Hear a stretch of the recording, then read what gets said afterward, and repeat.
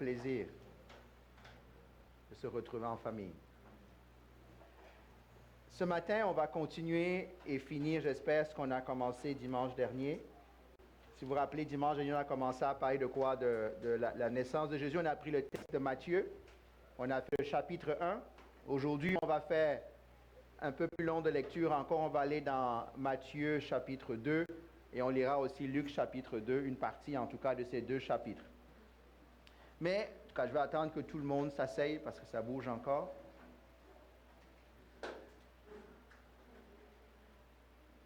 Est-ce qu'il y en a qui écoutent les nouvelles ici? Oui? Oui? Vous savez qu'il y a quelques années où il y a les médias qui sont monopolisés par des naissances. Je pense que les 2 dernières naissances ou les 3 dernières naissances qui étaient les plus médiatisées, c'était lesquelles? Hein? Les petits arrière-petits-fils de la reine d'Angleterre nous ont monopolisé toute l'attention, les nouvelles,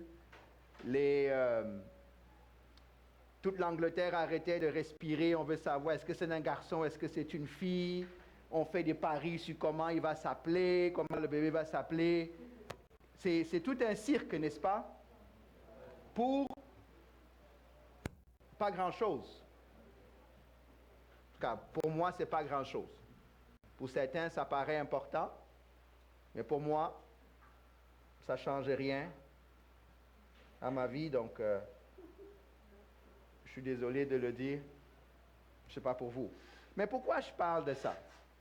Parce que nous nous apprêtons à commémorer la naissance du roi des rois, du Seigneur des seigneurs, du Sauveur. Mais j'aimerais vous montrer ce matin des petites surprises. Autant le couple Kate et William, je pense, c'est ça, et Harry et Meghan et tout ça, ont monopolisé l'attention pour des gens qui ne vont jamais hériter du trône ou presque. Autant le roi naît, Jésus, et il va naître dans une complète indifférence. Il n'y a pas CNN qui est venu de l'époque. On comprend qu'il n'y avait pas CNN, CNN n'existait pas, mais il devait avoir le journal local. Rien qui se passe. Et j'aimerais que pour nous, ce ne soit pas aussi une journée indifférente. C'est important. Et j'aimerais que, à travers les textes qu'on lise, que vous essayez de regarder les deux images. Pensez aux enfants dont on vient de parler. Je ne connais pas leur prénom. Je ne les déteste pas ou je n'ai pas de problème avec ça. Je ne connais pas les prénoms. Et regardez la naissance de Jésus. Quand on va lire ces deux textes, pensez aux deux images. Pensez au tapage médiatique sur ces enfants-là. Et pendant qu'on va lire, je vais lire les deux textes, ça va être un peu long. Essayez d'imaginer un peu, si c'était vraiment eux qui étaient nés, qu'est-ce qui serait passé comme récit biblique autour de leur naissance. Amen. Et écoutons ce que la parole de Dieu dit de la naissance de Jésus. Donc, je vais lire Matthieu 2, je vais lire les versets 1, ça va être un peu long, au verset 18. Je m'excuse, Eddie, pour ce que je t'ai donné, je vais couper un peu, sinon ça va être long, parce que j'ai envie de lire les Luc après. Donc, Matthieu chapitre 2, verset 1 à 18. Et après ça, ça va être Luc 2. Jésus naquit à Bethléem, en Judée, à l'époque du roi Hérode. Or, des mages venus d'Orient arrivèrent à Jérusalem et dirent: Où est le roi des Juifs qui vient de naître? En effet, nous avons vu son étoile en Orient et nous sommes venus pour l'adorer. Quand le roi Hérode apprit cela, il fut troublé et tout Jérusalem avec lui. Il rassembla tous les chefs des prêtres et spécialistes de la loi que comptait le peuple et leur demanda où le Messie devait naître. Ils lui dirent: à Bethléem en Judée, car voici ce qui a été écrit par le prophète: Et toi, Bethléem, terre de Juda, tu n'es certes pas la plus petite parmi les principales villes de Juda, car de toi sortira un chef qui prendra soin d'Israël, mon peuple. Alors Hérode fit appeler en secret les mages. Il s'informa soigneusement auprès d'eux du moment où l'étoile était apparue, puis il les envoya à Bethléem en disant: Allez prendre des informations exactes sur le petit enfant, car quand vous l'aurez trouvé, faites-le moi savoir, afin que j'aille moi aussi l'adorer. Après avoir entendu le roi, ils partirent. L'étoile qu'ils avaient vu en Orient allait devant eux jusqu'au moment où, arrivé au-dessus de l'endroit où était le petit enfant, elle s'arrêta. Quand ils aperçurent l'étoile, ils furent remplis d'une très grande joie. Ils entrèrent dans la maison, virent le petit enfant avec Marie, sa mère, se prosternèrent et l'adorèrent. Ensuite, ils ouvrirent leur trésor et lui offrirent en cadeau de l'or, de l'encens et de la myrrhe. Puis, avertis dans un rêve de ne pas retourner vers Hérode, ils regagnèrent leur pays par un autre chemin. Lorsqu'ils furent partis, un ange du Seigneur apparut dans un rêve à Joseph et dit, « Lève-toi, prends le petit enfant et sa mère, fuis en Égypte et reste-y jusqu'à ce que je te parle, car Hérode va chercher le petit enfant pour le faire mourir. » Joseph se leva, prit de nuit le petit enfant et sa mère et se retira en Égypte. Il y resta jusqu'à la mort d'Hérode, afin que s'accomplisse ce que le Seigneur avait annoncé par le prophète, « J'ai appelé mon fils à sortir d'Égypte. » Quand Hérode vit que les mages l'avaient trompé, il se mit dans une grande colère et il envoya tuer tous les enfants de 2 ans et au-dessous qui étaient à Bethléem et dans tout son territoire, selon la date qu'il s'était fait préciser par les mages. Alors s'accomplit ce que le prophète Jérémie avait annoncé. On a entendu des cris à Rama, des pleurs et de grandes lamentations. C'est Rachel qui pleure ses enfants et n'a pas voulu être consolée parce qu'ils ne sont plus là. Amen. On va dans Luc 2. Je lirai les versets 8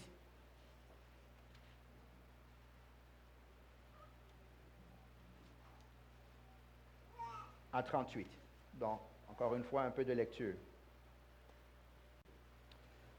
Il y avait dans la même région des bergers qui passaient la nuit dans les champs pour y garder leurs troupeaux. Un ange du Seigneur leur apparut et la gloire du Seigneur resplendit autour d'eux.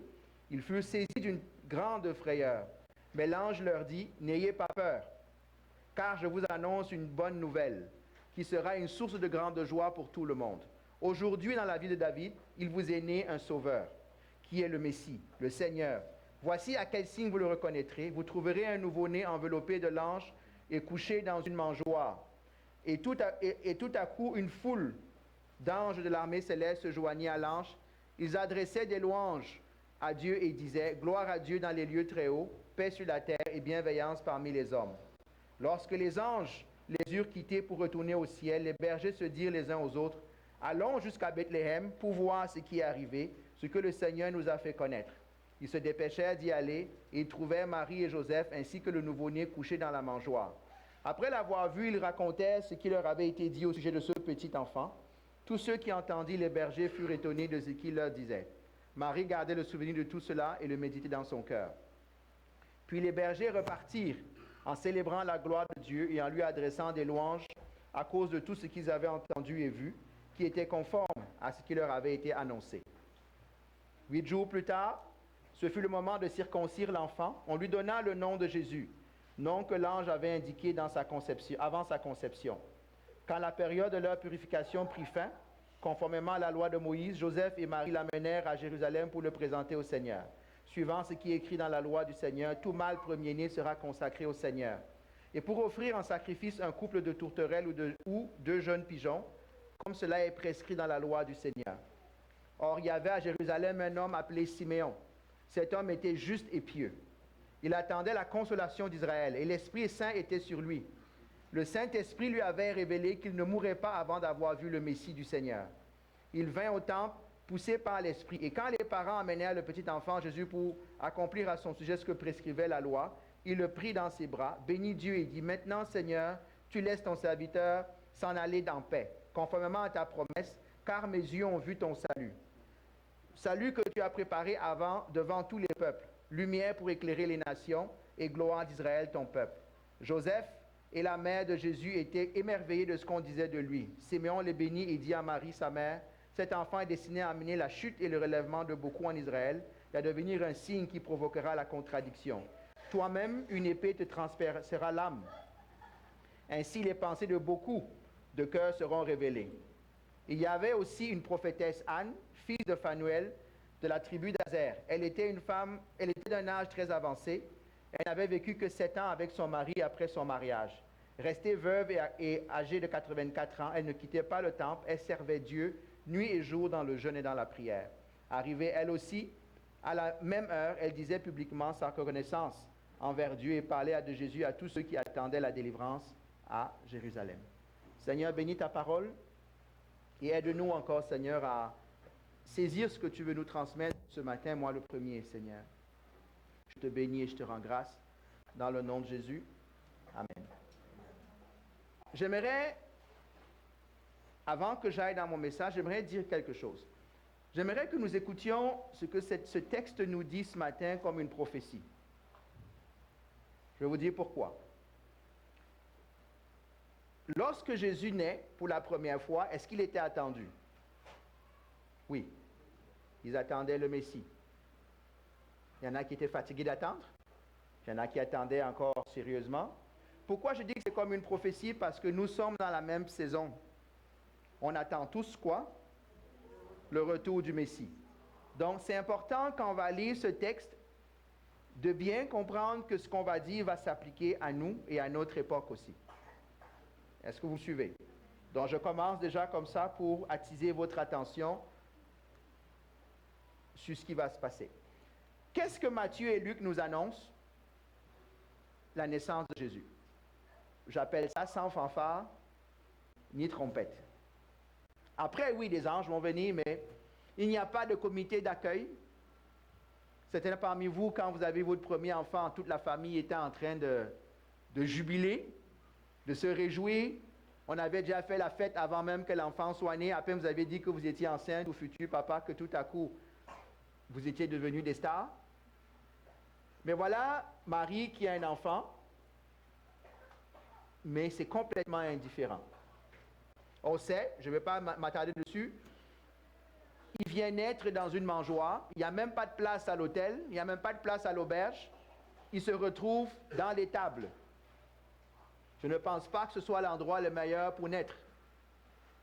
Mais je tiens à rappeler que ce n'est pas la pire des choses qui va arriver à Jésus pour nous.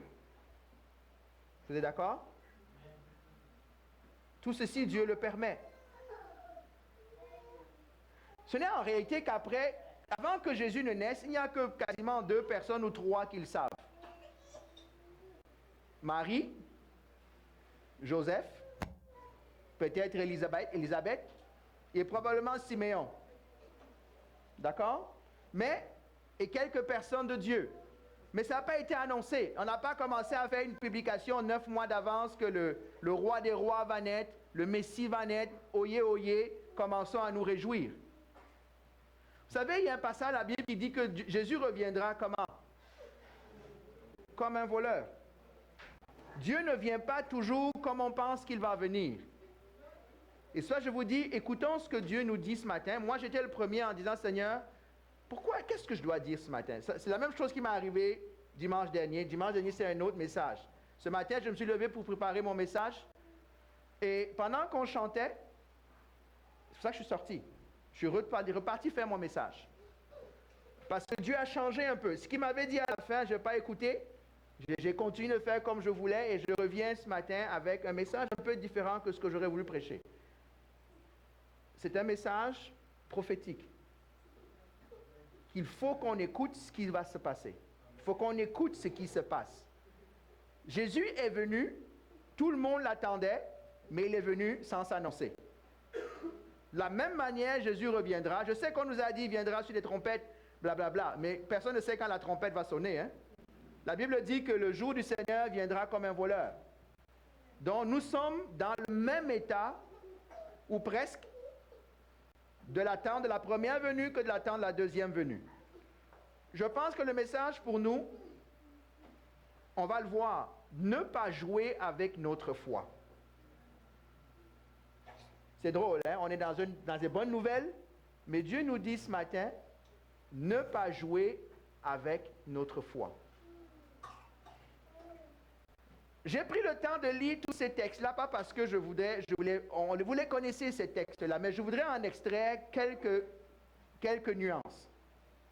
Regardons à qui l'annonce a été faite dans les 2 textes qu'on a lus, Luc 2 et Matthieu 2. Je dirais qu'il y a 5 groupes de personnes qui sont concernées par cette annonce-là. Il y a les indifférents. Il y a, dans le premier groupe, les indifférents. Le deuxième groupe, le camp de l'ennemi. Troisième groupe, ceux qui auraient dû savoir mais qui n'ont pas su. Quatrième groupe, les surprises.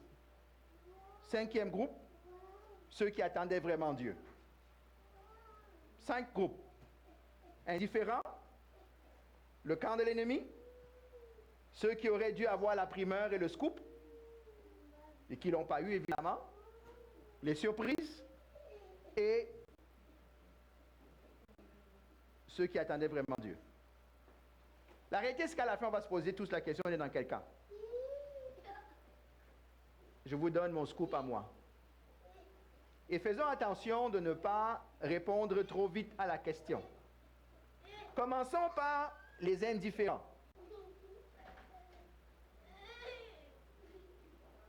C'est qui les indifférents? Pensez-y, ou pensons-y. Jésus naît dans une auberge. Mais personne à l'auberge ne sait qui c'est qui, hein? Vous avez pensé à ça? Jésus naît dans une auberge. Tous ceux qui sont dans l'auberge, elle était pleine, la Bible nous dit, hein? Il n'y avait pas de place. Mais tout le monde, ni dans Bethléem, qui est l'endroit où il vient naître, ni dans l'auberge, tout le monde continue de faire quoi? Ses affaires. Ça représente le monde. On peut être près d'une bonne nouvelle et on passe complètement à côté parce qu'on n'est vraiment pas intéressé par ce qui se passe. Imaginez, là, il y en a qui étaient à... Regardez la joie de Siméon quand il porte Jésus entre ses mains. Et tous ceux qui auraient pu porter Jésus entre leurs mains, mais c'est complètement indifférent. Le monde est comme ça. Jésus va être là. On va annoncer Jésus, mais ça va rentrer dans une oreille, ça va sortir dans l'autre. La Bible nous dit que quand Anne a vu Jésus, elle a commencé à annoncer à tout le monde. Et il n'y a personne qui a suivi, hein? C'est vrai? Aucune curiosité. C'est surprenant. Les indifférents, ça représente le monde. La Bible dit que lorsque le Seigneur reviendra, ce sera comme au temps de qui? On va voir si vous connaissez vos paroles. Au temps de Noé. Pourquoi? Au temps de Noé, quand Noé baptisait son bateau, qu'est-ce qui se passait? Les gens mangeaient, faisaient la fête, se mariaient leurs enfants, étaient dans la joie. Mais pendant ce temps, le plan de Dieu s'accomplissait. Voilà Jésus qui vient naître. Pendant ce temps, qu'est-ce qui se passe? Les gens se marient, les gens mangent, les gens font la fête, les gens font tout ce qu'ils ont à faire, tout sauf saisir le moment qui est là. Il va y en avoir en passant des indifférents. Ça représente le monde. Premier groupe. Deuxième groupe, c'est le camp de l'ennemi. Le camp de l'ennemi dans notre histoire est représenté par Hérode. Regardez ce que Hérode fait. Hérode entend la rumeur. Parce que c'est une rumeur qu'il entend. Il est troublé, il dit qu'est-ce qui se passe? Parce que même l'ennemi va être surpris par le plan de Dieu. Il ne faut pas croire que Dieu a envoyé un plan à l'ennemi en lui disant bon, je viens prendre conseil avec toi. Même l'ennemi est pris au dépourvu de certaines choses. Et voilà donc Hérode qui apprend la rumeur. Et Hérode manifeste le caractère de Satan. Première chose qu'il faut comprendre, c'est que dans le monde de Satan, on règne en éliminant la compétition. Il n'y a pas beaucoup d'amen, hein? Ça ressemble à certains de vos emplois. Vous cherchez la promotion en dévaluant quelqu'un d'autre. Ça, c'est les manières de faire de Satan. Je monte pour que quelqu'un descende. Et je m'assure qu'il descende vraiment. Regardez comment on entend aux nouvelles, ou même des fois au travail, des rumeurs sur des personnes qui tout à coup devaient avoir une position, et là tout à coup il y a un scandale qui sort. Hein? Ça ressemble à ça. Pourquoi est-ce que Hérode est intéressé par la naissance de Jésus à votre avis? Regardez ce que Matthieu dit. Et il y a des petites surprises, hein? Matthieu annonce la naissance de qui? Du roi. Alors que Luc va annoncer la naissance du Messie. On va parler de ça tout à l'heure. Comme Matthieu annonce la naissance d'un roi, le roi qui règne se sent en danger. Amen. il se sent en danger. Parce que dans son monde à lui, on fait quoi? Non, on l'honore et on s'élimine. Tu veux régner, tu tues le roi. Tu n'attends pas qu'il meure, tu n'attends pas que tu t'en vas en élection, tu le descends. Donc, Hérode ne sachant pas vraiment ce qui se passe, appelle donc les mages. Il dit, ok, explique-nous comment ça se passe. Je vais parler des mages tout à l'heure. Et les mages donnent des indices. Et ça va se renseigner auprès de son réseau. Et on apprend que c'est à Bethléem. Il dit aux mages, allez à Bethléem, dites-moi si vraiment ça se passe comme ça, venez me voir. Il manifeste quoi? La manipulation et le mensonge. Satan est un manipulateur. C'est un manipulateur. C'est un menteur. Ah oui, allez voir, moi aussi, dites-moi, quand vous le trouverez, moi aussi je vais aller l'adorer. Ah ouais, mon œil. C'est comme ça que Satan nous trompe dans certaines choses. Hein? Il dit, va voir, tu vas voir comment c'est bon, je vais t'aider. Il t'a bien attrapé. Il m'a bien attrapé, si on ne fait pas attention. Manipulateur, menteur. Mais, quand il se sent, non, pas en danger, doublé, hein? C'est comme, merci beaucoup, c'est comme la banque qui est doublée par plus la banque que lui, ou Isaac qui est doublé par plus que, hein? Jacob, pardon. Vous savez, quand deux escrocs se rencontrent, c'est grave, hein? Quand l'escroc en chef se fait lui-même escroquer, c'est grave. Hein? Tu rencontres ton grand frère. Mais les mages ne l'ont pas escroqué. Les mages ont seulement écouté ce que Dieu se passait, ce que Dieu a dit, et ils ont... Parce qu'ils allaient naturellement revenir en disant, on l'a vu à tel... Et a dit non. Et voilà donc la vraie nature d'Hérode. Qu'est-ce qu'Hérode fait? Il se met en colère. Et comment la colère de Satan se manifeste par bien des dégâts, hein, plein de vies perdues. Il s'en va tuer tous les enfants de Bethléem, de 2 ans, tous les garçons de 2 ans et moins, et de tous les environs. Ça, c'est comme ça. Il dit au moins, je m'assure que j'efface tout. Heureusement, Dieu a déjà fait. Lui, Dieu connaît tout ça. Hein? Il a déjà fait son plan. Rappelez-vous, si vous n'étiez pas là dimanche, rappelez-vous l'importance de Joseph. Joseph a écouté Dieu. Hein? Joseph n'a pas dit non, Hérode ne peut rien faire ici. Je suis bien, je suis dans la maison de mon père. Non, il s'est parti. Les gens vont dire oui, mais c'est anormal, est-ce que c'est possible? Oui, en passant, les hommes tuent pour rien. C'est vrai ça? Il y a des guerres qui ont coûté des milliers, des centaines. Regardez des guerres qui, même encore aujourd'hui, juste pour l'ambition d'un homme. Les gens disent oui, mais non, c'est impossible. Pourquoi l'histoire n'a pas retenu qu'il y a eu un massacre à Bethléem? Je vous rappelle que Bethléem, je m'excuse pour ce que je vais dire, c'est une grande ville, mais c'est un trou. Ce qui fait que Bethléem est grand, c'est que Jésus va y naître. Hein? C'était un petit village perdu au milieu de nulle part. Pensez à certaines... Il y a des petites villes que personne ne connaît là. Qui c'est qu'il y a eu des massacres là-bas? Est-ce que ça passe aux nouvelles? On n'avait pas CNN et puis les satellites. Hein? Ça, c'est Satan. Satan... Pensez que Satan a seulement essayé de tuer Jésus à la croix? Non, il a essayé de le tuer aussi même avant qu'il naisse. Ce n'est que son plan qui s'accomplit. Hérode représente ça. L'ennemi qui attend. Lui aussi, il guette. Mais l'ennemi n'est pas au courant de tout ce qui se passe. L'ennemi cherche. Il se renseigne. À tel endroit, il y a quelqu'un qui a fait... Dieu a parlé à travers quelqu'un qui a eu une prophétie. On va voir, est-ce que c'est vraiment vrai? Ok, on va commencer à suivre le plan de Dieu. Il est toujours en retard par rapport à Dieu, l'ennemi. Mais il est malin. Il n'est pas inoffensif. Est-ce que ça va? Prochain groupe, est-ce que vous voyez les 2 groupes déjà? On a vu quel groupe? Les indifférents et le camp de l'ennemi. Prochain groupe, ça se rapproche de nous maintenant.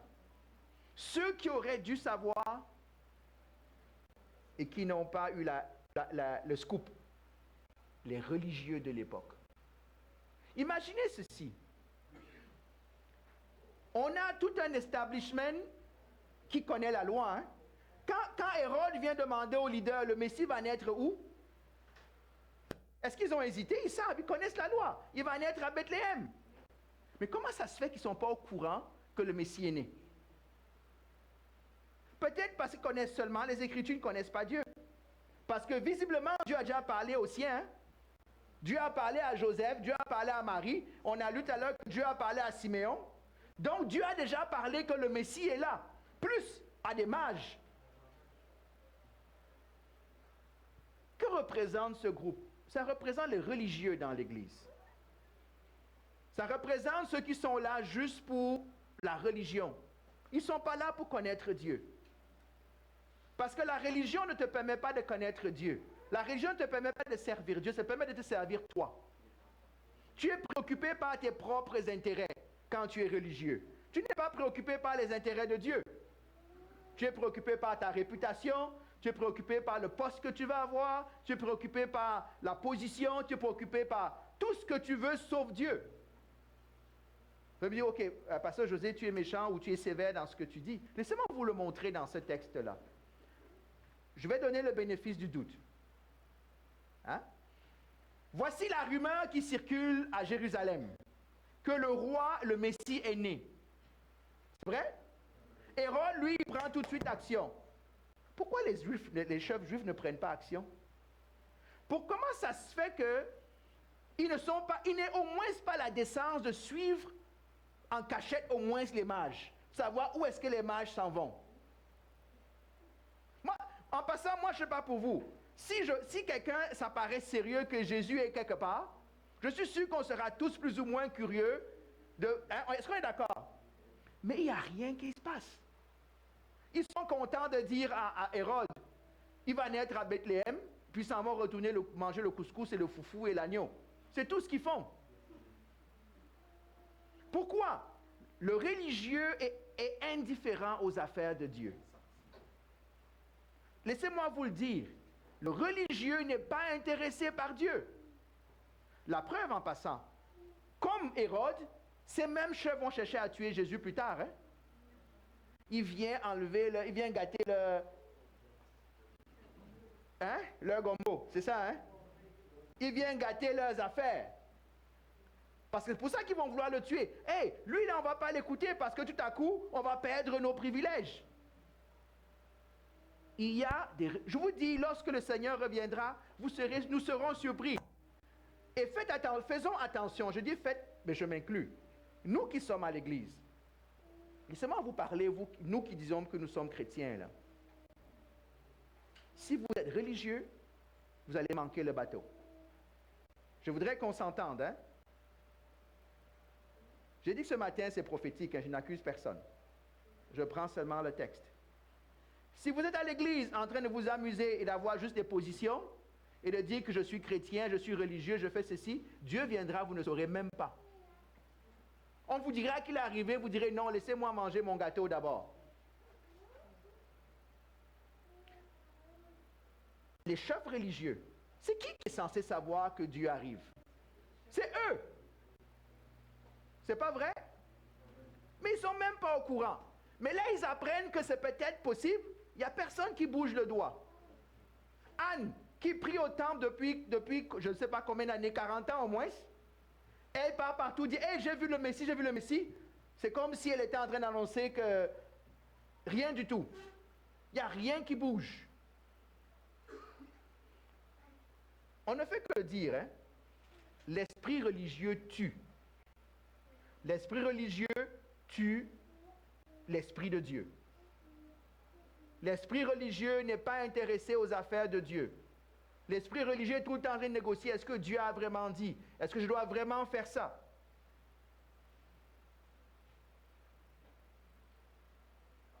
C'est un esprit qui est sournois.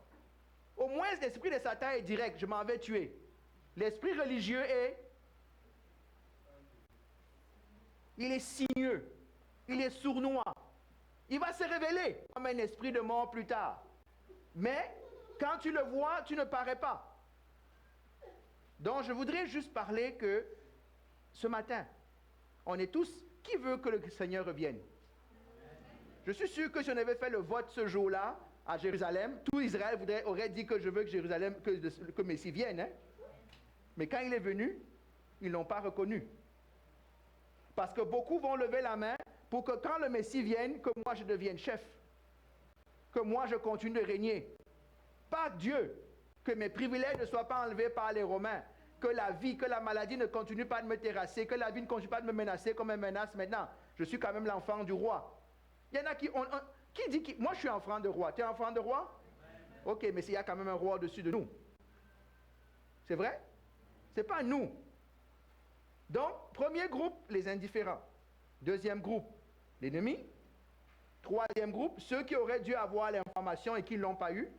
Et même lorsqu'elle est arrivée, ils ressemblent aux indifférents, hein? Finalement. Pourtant, ils sont censés être dans la maison de Dieu. C'est pire, hein? C'est mieux d'être indifférent. Moi, c'est vrai en passant, hein? Parce que Dieu dit que Sodome et Gomorrhe auront une punition moindre que les autres. Donc, il y aura des niveaux. Il y a maintenant ceux qui l'attendaient vraiment.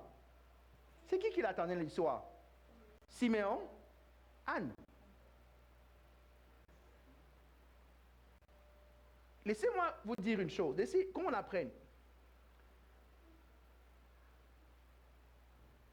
Ceux qui marchent vraiment avec Dieu ne sont pas toujours ceux qui sont les plus populaires ou les plus en vue. Anne, c'était qui? Une veuve qui priait. La Bible nous dit qu'elle servait Dieu dans le jeûne et la prière. Siméon, c'est la seule fois on le nomme dans la Bible. C'est un vieux qui est prêt à mourir là, on le laisse tranquille dans son coin. Pourtant, il avait l'Esprit de Dieu. Laissez-moi vous dire une chose. Marcher avec Dieu n'est pas toujours ce qu'on pense. Ce n'est pas ceux qui passent souvent à la télé. Ce n'est pas ceux qui prêchent nécessairement. Ce n'est pas ceux qui chantent nécessairement. Vous allez voir peut-être quelqu'un qui est toujours tout calme à l'église, que c'est lui que Dieu va honorer, c'est lui à qui Dieu va parler. Pourquoi? On l'a dit, on l'a chanté ce matin, dernier chant. Viens, règne sur mon cœur. On a dit la semaine dernière, Dieu cherche des gens avec qui il va travailler, avec qui il va parler.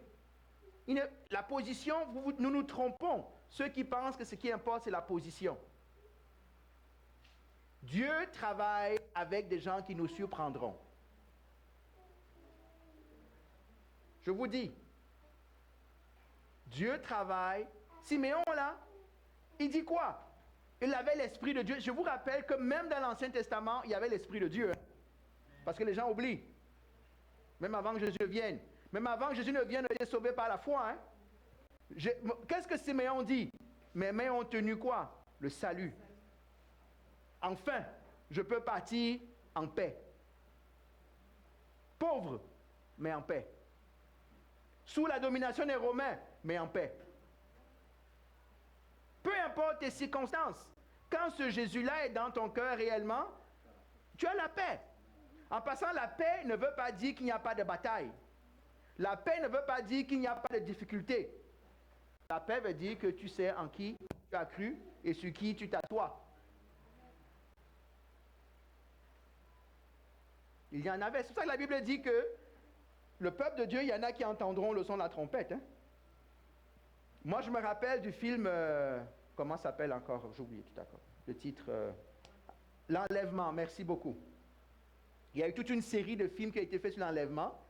Et dans l'enlèvement, il y a différentes personnes. Il y a des gens qui allaient à l'église, il y a des pasteurs, il y a des qui, l'église est enlevée.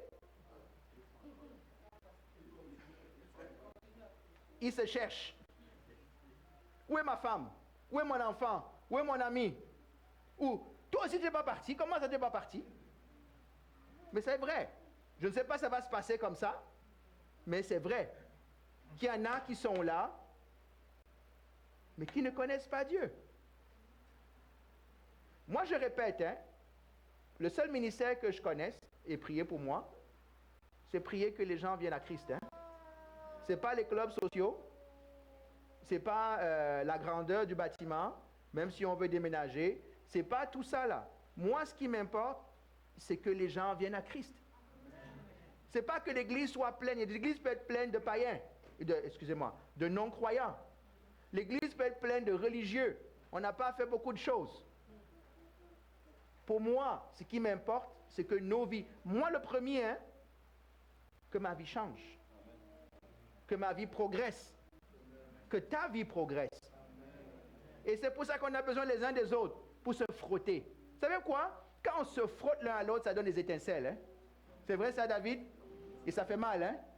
Mais c'est dans ces étincelles-là qu'on grandit, les amis. C'est dans ces étincelles-là qu'on voit si l'Esprit de Dieu en nous. Ou bien si c'est l'esprit du monde qui commence à être fâché, commence à faire ceci. Non, on a besoin les uns des autres. Et je ne dis pas qu'on fait ça exprès. Hein? Je ne m'en vais pas chercher les disputes de manière exprès. Mais quand ça vient, ça me permet, moi, plus que l'autre, de savoir, moi, je suis où par rapport à Dieu. Souvent, vous savez, quand vous passez par un moment difficile avec quelqu'un, ne regardez pas l'autre, regardez vous. Parce que ça va révéler plus sur vous que sur l'autre. Laissez l'autre recevoir la révélation de sa propre vie. Vous, là, quand tu passes là-dedans, qu'est-ce que ça dit sur toi? Est-ce que tu te mets devant Dieu? Ah, Seigneur, c'est vrai, il m'a fait mal là, mais je ne peux pas le détester comme ça, parce que ce n'est pas l'Esprit de Dieu qui peut détester une autre personne. Ok, merci beaucoup, Fatima. Mais nous, on pense à l'autre, on pense à ce que l'autre nous a fait. Non. Ce qui importe, je vous dis, l'épreuve ne révèle pas l'autre, l'épreuve vous révèle vous, à vous-même. L'épreuve me révèle à moi. Je sais que c'est peut-être pas comme ça qu'on vous a enseigné, mais c'est comme ça que la vie est. L'épreuve, tu penses que tu es bon jusqu'à ce que tu passes l'examen. Hein? C'est vrai? Quand la note sort, tu as deux choix. Soit tu dis c'est la faute du prof, ou tu dis que finalement je ne comprends pas. Est-ce que j'ai la vérité, monsieur le prof? Même si des fois le prof n'explique pas tout à fait bien, c'est ça? Mais c'est vrai. Je vais changer, je vais sortir de mon sujet un peu quelques minutes. L'épreuve, c'est le test. L'épreuve, c'est l'examen. Il y a des examens, comment on appelle, surprise. Il y a des examens qui sont... Tu sais que Dieu t'amène dans... Dieu a dit à Jésus, va dans le désert. Il savait que l'épreuve arrivait. Mais des fois, l'épreuve vient te trouver alors que tu pensais que tu étais au sommet de la montagne. L'épreuve permet de passer les tests. De se connaître nous-mêmes par rapport à ce que Dieu veut révéler en nous. Donc, je reviens. Dieu cherche des Siméons. Il cherche des Annes. À qui il va pouvoir parler, en qui il va pouvoir se déverser. Regardez, le roi des rois. Est-ce qu'il y a une plus grande nouvelle qui pourrait être annoncée que la naissance de Jésus-Christ? Non. Pensez-vous qu'il y aurait une plus grande nouvelle que d'annoncer que Jésus est revenu? Non. J'espère que nous serons dans le scoop. Hein?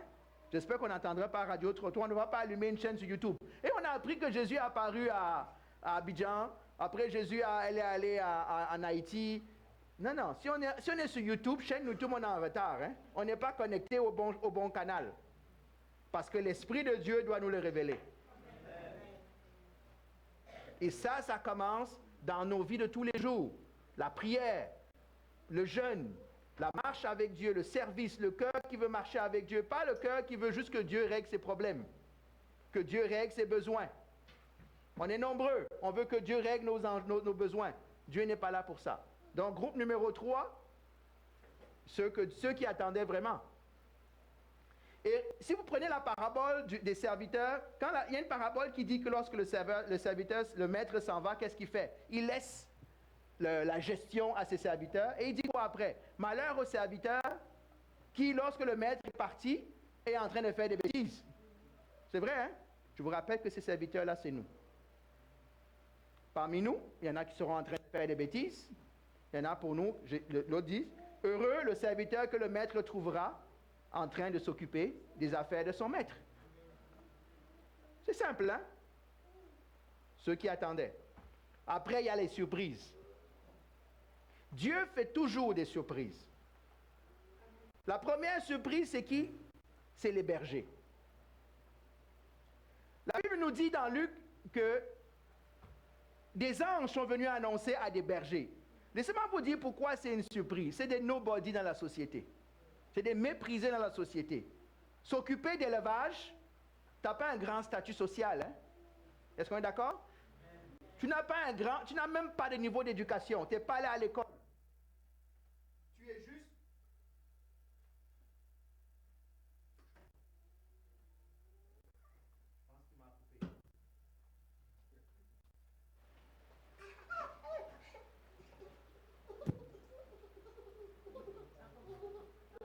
Ok, là c'est revenu. Ok. Parce que le canal avait changé. Ce sont des nobody. Blaise, il faut que tu sortes avec lui.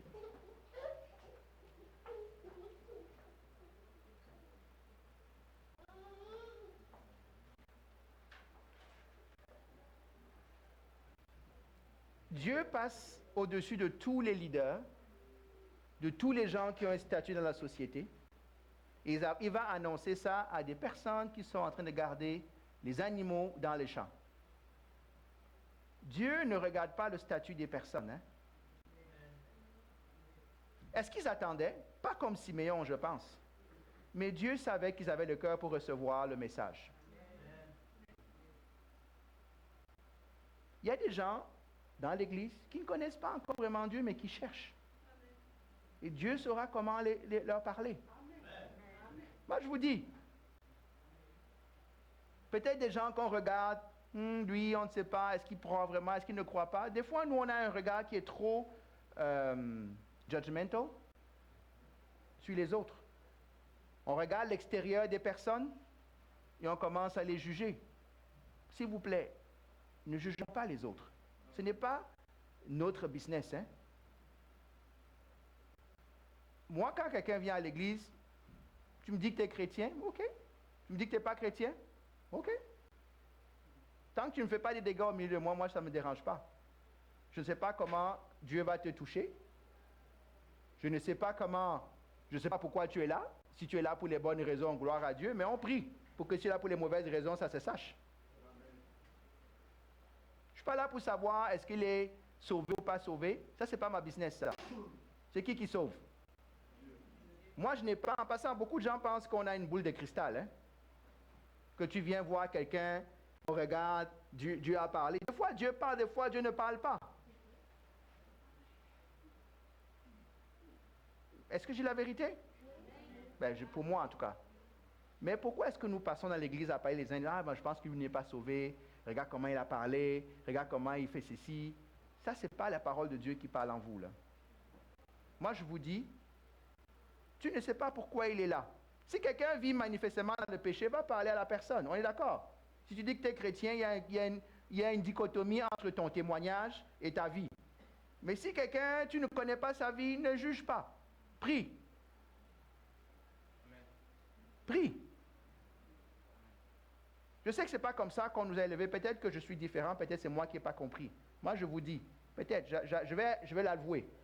Mais moi, c'est comme ça que je suis. Je ne suis pas là pour savoir qui est sauvé, qui n'est pas sauvé. Mais assure-toi que ta vie soit en ordre avec Dieu. Ne viens pas me voir en disant que Dieu arrange mes affaires. Je vais te poser la question, est-ce que tu as eu ta vie à Dieu? Les gens vont toujours dire oui, hein? Ok, comment ta vie est? Est-ce que ta vie se passe vraiment comme Dieu attend que ta vie se passe? Là, en général, les gens commencent à regarder leurs chaussures. Ok, c'est toi qui sais. C'est entre Dieu et toi. Et je ne dis pas ça, ce n'est pas un signe de faiblesse de ma part. Hein? Ce n'est pas un signe de faiblesse, ce n'est pas parce qu'on ne voit pas. Moi, je vous dis, tant que vous ne dérangez pas l'Église, quand je dis déranger, ça veut dire soit faire des bêtises ouvertement ou bien spirituellement, ça ne me dérange pas. J'espère que par grâce, Dieu va vous toucher. Parce qu'il y en a, je ne veux pas perdre une âme. Parce qu'il y en a, on ne sait pas, ils sont là, ils vont au temple tous les jours, ils gardent les moutons. Mais c'est eux que Dieu va toucher, on ne s'en rendra même pas compte. Voilà des personnes qui sont en train de garder des moutons. Et eux, ils ont la plus grande révélation. Hein? Vous imaginez ça? Ce n'est pas le pasteur qui a la révélation ce jour-là. C'est une brebis au milieu de nulle part. Les anges sont venus. La chorale céleste s'est mise à chanter devant eux. Pendant ce temps-là, il y en a qui mangeaient le poulet de l'autre côté, qui s'étaient fâchés que l'agneau n'est pas encore arrivé. Ils sont où?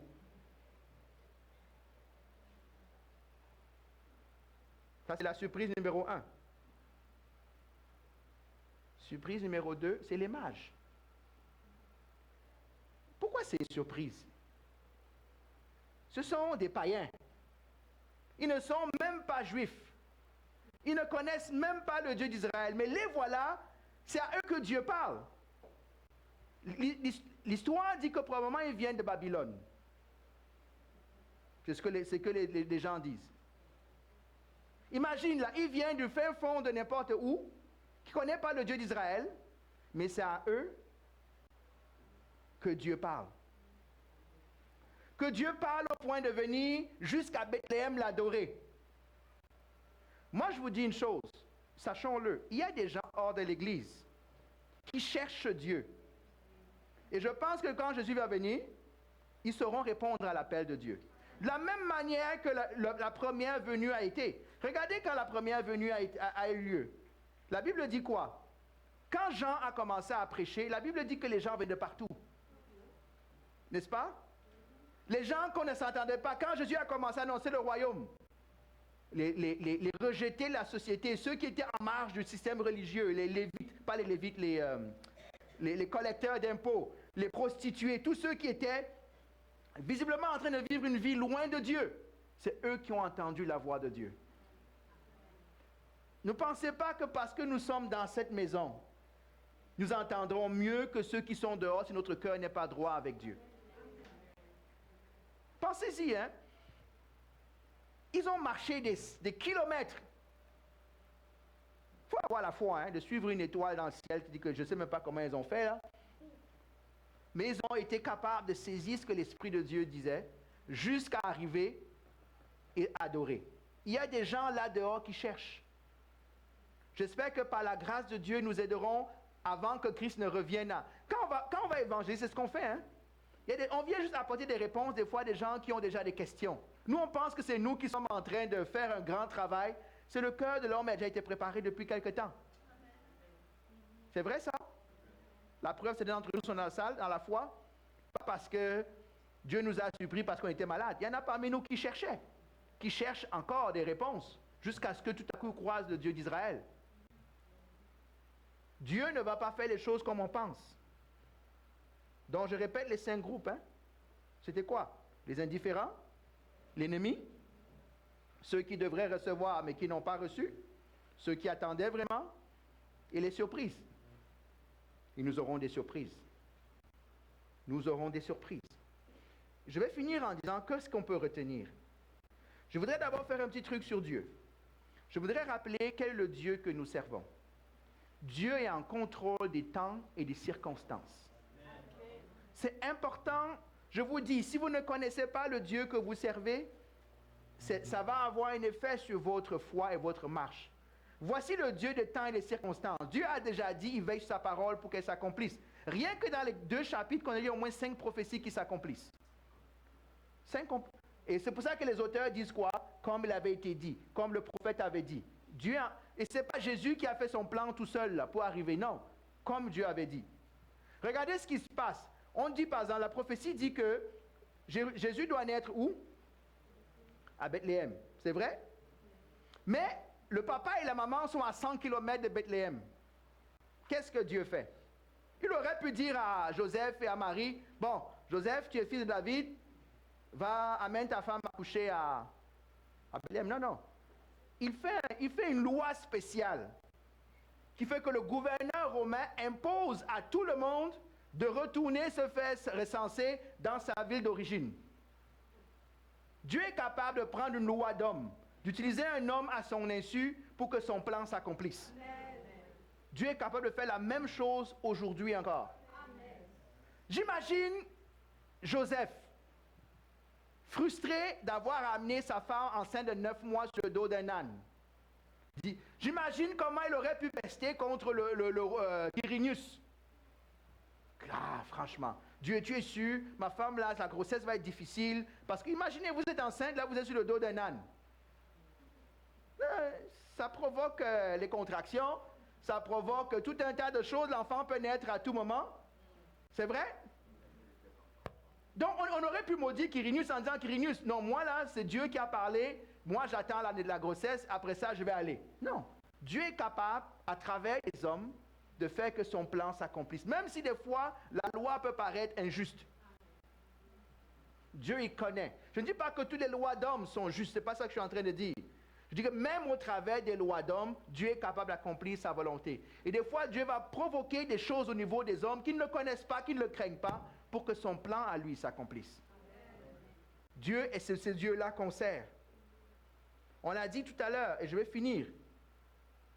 Lorsque Jésus va revenir, nous voulons qu'il revienne. On aura encore les 5 groupes.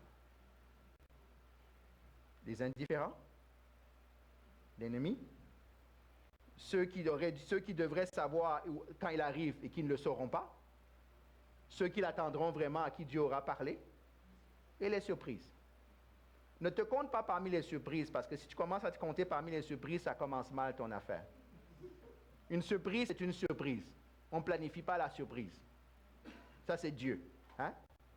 La question est, des 4 qui restent, tu te trouves dans quel groupe en ce moment? Parmi les indifférents?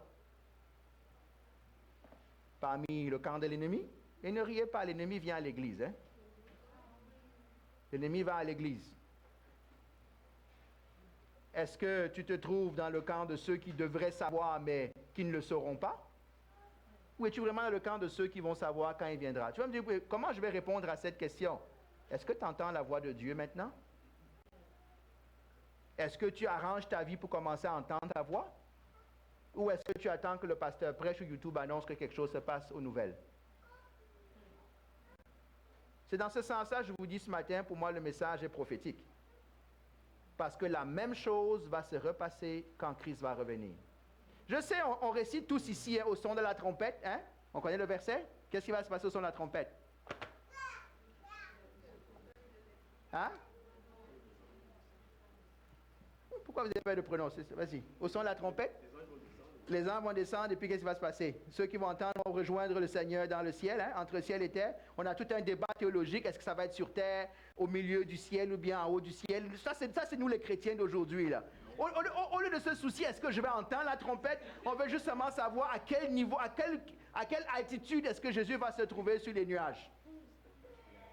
Non. Si vous avez des débats sur l'altitude où Jésus va se tenir entre ciel et terre pour faire l'annonce, vous êtes en train d'avoir le mauvais débat. Le bon débat, c'est est-ce que moi je vais entendre la trompette? C'est ça la vraie question. Est-ce que ma vie en ce moment m'amène à penser que oui, je vais entendre cette trompette-là? Et s'il vous plaît, ne répondez pas en disant oui parce que je vais à l'église. Je vous dis oui, je vais à l'église ne suffit pas. On vient de le voir. Jésus est venu et ceux qui étaient au temple, qui connaissaient la loi par cœur, c'est passé complètement au-dessus d'eux. La nouvelle est passée là, mais ils étaient sur un autre canal. On va prier. Ma prière en passant, s'il vous plaît, s'il nous plaît, je m'inclus, que nos vies soient sincères avec Dieu. Que nos marches avec Dieu soient sincères. C'est mieux d'arrêter de faire l'hypocrite. Si tu sais que tu n'y es pas, c'est mieux d'être à l'extérieur, au moins tu sais que tu es à l'extérieur. Mais si tu as un pied dedans, un pied dehors, je peux t'assurer que tu as les 2 pieds dehors. Il n'y a pas 1-1. Il n'y a pas 1 quart et 3 quarts. Il n'y a pas, c'est in ou out. Et ça, ce n'est pas un pasteur, ce n'est pas un prédicateur qui va le faire pour vous. C'est chacun de nous qui devra dire, Seigneur, comme on a chanté. Qu'est-ce qu'on a chanté? Règne où? Nous, on veut que Dieu règne au travail. Comme ça, on n'a plus de problème au travail. On veut que Dieu règne dans nos mariages. Comme ça, on a tout ce qu'on veut dans le mariage. Mais Dieu n'est pas venu régler nos mariages. Hein? Laissez-moi vous choquer ici. Dieu n'est pas venu régler nos travaux. Hein? Dieu n'est pas venu régler pour qu'on ait des enfants ou qu'on n'ait pas d'enfants. Dieu n'est pas venu régler pour qu'on ait de bonnes notes. Dieu est venu sauver des âmes. Et dans la révélation de Luc et de Matthieu, les 2, roi et sauveur. Il sauve et il règne. Il n'y a pas sauveur sans régner. Il n'y a pas régner sans sauver. Les 2 sont nécessaires et c'est ce que Jésus est venu faire. Régner, sauver et régner. Il règne sur ceux qu'il sauve. On va prier. Seigneur, nous voulons te bénir. Nous voulons te rendre grâce. Merci Seigneur pour ta parole ce matin. Ma prière, j'espère que j'ai transmis ce que tu m'as demandé de transmettre, Seigneur. D'abord à moi, mais à chacun d'entre nous ici. Aide-nous, Seigneur, à avoir une vie chrétienne sérieuse. À ne pas nous tromper nous-mêmes. À ne pas nous contenter d'être religieux, d'aller à l'église. Mais, Seigneur, de chercher à entendre ta voix, de chercher à marcher avec toi, Seigneur, à abandonner, Seigneur, les choses de l'ennemi que nous pouvons faire, toutes les gris-gris, tous les trucs qu'on peut faire à côté, Seigneur du puissant. Comme on l'a dit, Seigneur, viens et règne dans nos cœurs. Moi, je veux t'inviter à venir régner dans mon cœur. Je veux t'inviter à venir régner dans ma famille, dans mon foyer. T'inviter à venir régner dans notre assemblée, Seigneur. Je te bénis pour toutes les âmes que tu amènes au milieu de nous. Ma prière, Seigneur, c'est que tu donnes la grâce de pouvoir faire que ces âmes soient touchées par ton esprit. Que ces âmes puissent répondre à ton appel. Que ces âmes puissent entendre ta voix qui crie, ta voix qui appelle au salut. Parce qu'il y aura un appel qu'on ne voudra pas manquer, Seigneur. Il y a un appel qu'on ne voudra pas manquer, Seigneur. Mais c'est maintenant qu'on apprend à entendre ta voix, Seigneur. Père, fais-nous grâce, moi le premier, dans mes imperfections, dans mes défis. Seigneur, que mon cœur, Seigneur, soit entier devant toi, Seigneur. Que nos cœurs soient entiers devant toi, Seigneur Tout-Puissant. Oui, Père éternel, aide-nous à avoir les priorités. Tu as dit de faire du royaume de Dieu la priorité, Seigneur. Aide-nous à le faire concrètement, un pas à la fois. Ce n'est pas la course, c'est la finalité de la course qui importe, Seigneur Tout-Puissant. Je prie que tu nous aides. Tu connais le cœur de chaque personne ici. Tu connais chaque personne dans cette salle. Chaque personne qui va nous entendre. Chaque personne tu connais. Père, que chacun de nous prenne, Seigneur, ce message ce matin au sérieux, Seigneur. Brise l'esprit de religiosité en nous, Seigneur. Brise l'esprit de religiosité dans nos cœurs et au milieu de nous. Brise cet esprit de mort, Seigneur. Révèle-le, Seigneur, le cœur des uns. Il y en a qui sont là-dedans, mais qui ne s'en rendent même pas compte, Seigneur. Révèle-le, Père éternel. Aide-nous, Seigneur, à embrasser. Aide-nous, Seigneur, à annoncer avec persévérance la bonne nouvelle du salut. Seigneur, que pendant cette saison où le monde s'émerveille devant des cadeaux, devant des guirlandes et des sapins, Seigneur, nous prions d'abord et avant tout que des âmes viennent à toi, Seigneur. Que l'ennemi qui a réussi à détourner, Seigneur, ce moment saint, ce moment important, pour en faire une fête commerciale, une fête païenne même quasiment, Seigneur, je prie Dieu de gloire, qu'au milieu de tout ça, tu te révèles encore, Seigneur Jésus. Change nos vies, change nos familles, change, Seigneur, nos foyers, change, Seigneur, nos bureaux, qu'au travers de nous, nous puissions répandre un parfum de bonne odeur. Seigneur, cette odeur de Christ, je te bénis, mon Dieu, et je te rends grâce. À toi soit l'honneur, la louange et la gloire, Père. Amen. Soyez bénis. Je voudrais souhaiter à chacun et à chacune